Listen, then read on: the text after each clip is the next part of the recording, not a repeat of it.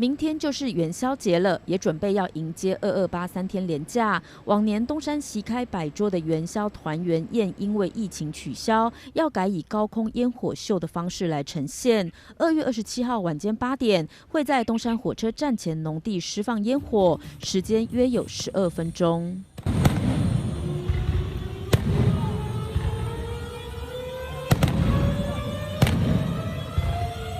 那我们在元宵节的当天晚上8点，那呢我们来释放高空烟火，就是在2月27号晚上8点。那呢这次有长达12分钟的高空烟火秀，那欢迎所有的民众可以一起过来。那在漫步在我们的旧河港灯区甚至在我们东山火车站附近的一些亮点的一个区域里面来休闲。那晚上8点的时候，正式烟火秀开始，长达12分钟，相当难得。大约有10分至12分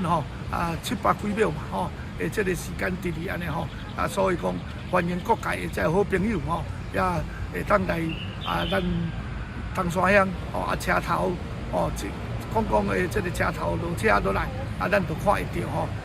如果想要在距离较远的地方观赏烟火，建议可以到生态绿洲、道间美境或是周遭的山区。而摄影玩家也可要赶快准备好器材，事先查询当天天气、风向，找个好位置拍下灿烂烟火的一瞬间。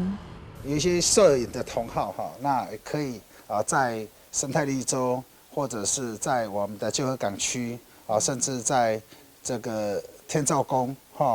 这个附近都是相当好的一个取景的地方。那我们释放的地点，它是在旧港区原本我们的花海的田间那个地方，那个地方相当空旷所以没有遮蔽物所以都可以来取景。那如果说是从这个天照宫在我们的东山桥这个部分，甚至从这个生态绿洲这部分拍过来的话可以把烟火跟我们的美丽的冬瓜山火车站这个瓜棚也都可以入境。美丽烟火绽放夜空，搭配到3月1号结束的旧河港灯节，再创活动亮点。宜兰新闻记者黄竹汉采访报道。